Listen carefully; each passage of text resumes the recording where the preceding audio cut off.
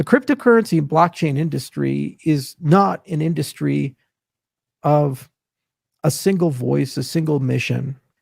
The reason why people are so passionate about crypto is that it's not an investment product at its core. It's a philosophy, it's a political belief. We didn't start this industry. This industry was started in the response to a failed governance event. But if you widen the aperture and you look at the overall progress, we've gone from being totally ignored to winning as an ecosystem.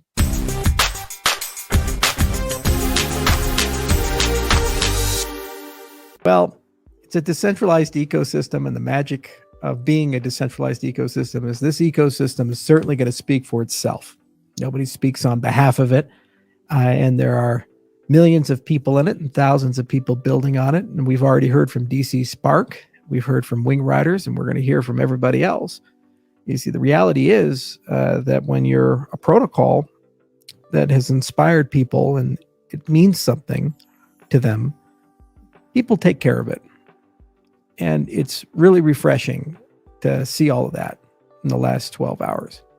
But I did want to make a video, a more philosophical one, that is in a broader context about why we fight. The cryptocurrency and blockchain industry is not an industry of a single voice, a single mission. It just simply is a movement that has some loose principles about it. And those loose principles are power to the edges, disintermediate the middleman, and freedom for as many as possible. More importantly, it's also a principle that everybody plays by the same rules. See, that's what makes Cardano so special, and that's what makes Bitcoin special, Ethereum special, and other great protocols, is this idea that everybody has to play by the same set of rules. This is not the case with the legacy systems. This has never been the case with them. Certain people get certain special privileges based upon the families they're born into, the amount of money in their bank account, and the political connections that they have. So the magic of the system we're constructing, the world we're building together, is that if we pull it off, we reset the relationship of the governed with those who govern. And what that effectively means is that the 21st century can be the first century in human history that actually can have liberty and freedom. The reason why people are so passionate about crypto is that it's not an investment product at its core. It's a philosophy, it's a political belief. It's just as much regulated by the FEC as it should be others, because what people are basically doing is saying, I believe in power to the edges. I believe in self-sovereign identity. I believe in freedom and liberty. And as a result, I'm going to put my money where my mouth is and my time into this. And we're all going to come together and just figure it out and build it. An army of volunteers on a ragtag militia for the future. We didn't start this industry. This industry was started in the response to a failed governance event, the 2008 financial crisis, which brewed from over 30 years of misconduct by central bankers like Alan Greenspan, Ben Bernanke, and the Treasury secretaries and U.S. policy, in an incestuous relationship with banksters who, by the way, suffered no consequences for destroying the American economy. So we said, you know what? We as an industry are going to come together and we're just going to do something different. Maybe we should have money that we control. Maybe we should have deflationary instead of inflationary monetary policies. Maybe, just maybe, we should own our own identity, be our own bank. Maybe, just maybe, we should have a say in how our data is used and be able to say no to something. We as a society can and must do better. We have to either acknowledge that we don't respect rule of law and property rights. We have to acknowledge that this is not a democracy, or we have to embrace systems that protect the individual. This was the intent of the Constitution. This was the intent of what we originally started the American experiment with. And because our governance system failed to live up to our expectations, we as citizens rose up peacefully expressed our political will in speech, and created a new system, one that holds everyone accountable equally and goes from don't be evil to can't be evil. The next 10 years are going to be the biggest years of change in all of our lifetimes. This is it. It's like the 1930s staring at the 1940s. Everybody knows something's brewing. They don't quite know what exactly is going to happen, but they know nothing will ever be the same again. The reality is that we have a great convergence of trends and technologies, which will completely redefine everything from how our governments operate to who's in control to who has a say over how your life goes. So quickly we noticed the COVID lockdowns, how we all went from living in a free society to not. How quickly can things change with the world of generative AI? With global transnational agreements being signed, where nation states no longer have full say over their people. And yes, finance is going to be in the crosshairs. Here in America, there are many people who subscribe that this is a good idea inside our federal bureaucracy. The only problem is that there's a glitch in the matrix. You see, you don't actually need to do a CBDC if your goal is efficient digital money. You can use a cryptocurrency for that.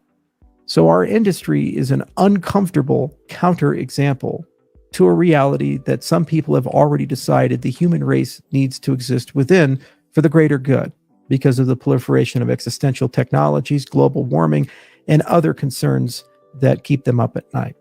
A little less freedom every day, a little less opportunity every day, a little less innovation, a little less control, until one day you wake up like a boiling frog and it's gone. So the next 10 years is going to be the great test for all of us. And we have to stand up and rise to the occasion and tell people we should own our own money, own our own identity, and ultimately be in control of our lives. We shouldn't accept that out of convenience or fear that somebody we've never met, somebody who doesn't even live in our country, gets to have more say than the people we elect. It's going to be either a utopia or a hell. There isn't really a middle ground. So that's why we fight. That's why we're in the cryptocurrency industry. If you're here to make money, there's plenty of more money to be making in synthetic biology or AI or other things. If you just view this as some sort of passive investment, you've completely missed the entire point of where all the passion, the excitement, the enthusiasm, and the armies come from. There are tens of millions, if not hundreds of millions of people who have learned these lessons over the last 13 years and have decided to devote their lives towards freedom, devote their lives towards a greater, better world, one where every single person rises together, not just the few. That's what I signed up for. That's why I fight.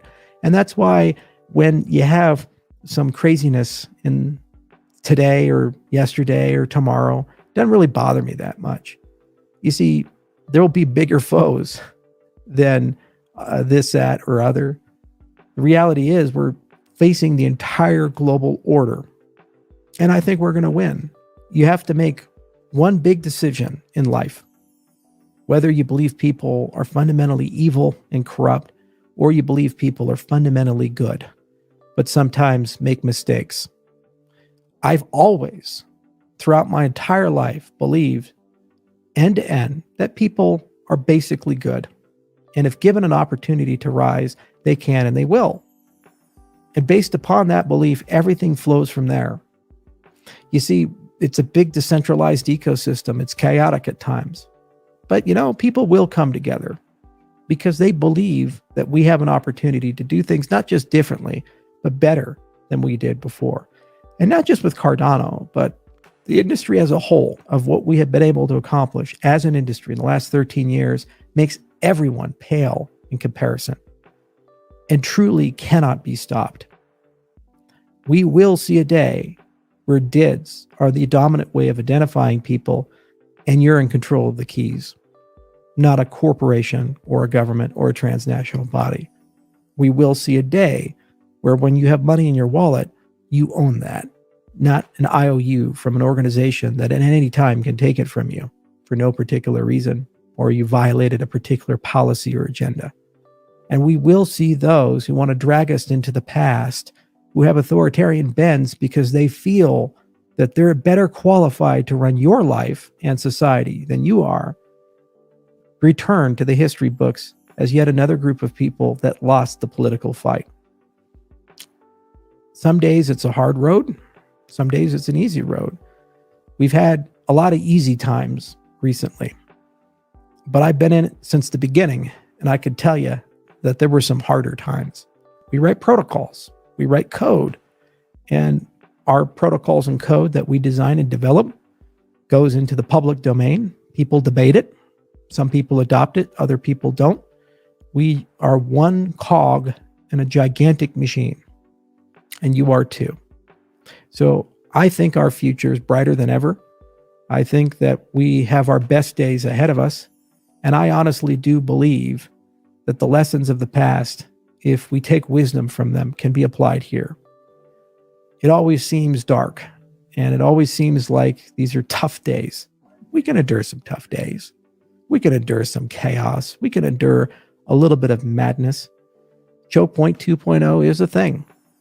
We see it across the whole industry, from speedy banks being rejected accounts to basically everything becoming a security now, I guess. But if you widen the aperture and you look at the overall progress, we've gone from being totally ignored to winning as an ecosystem. All we have to do is just keep building.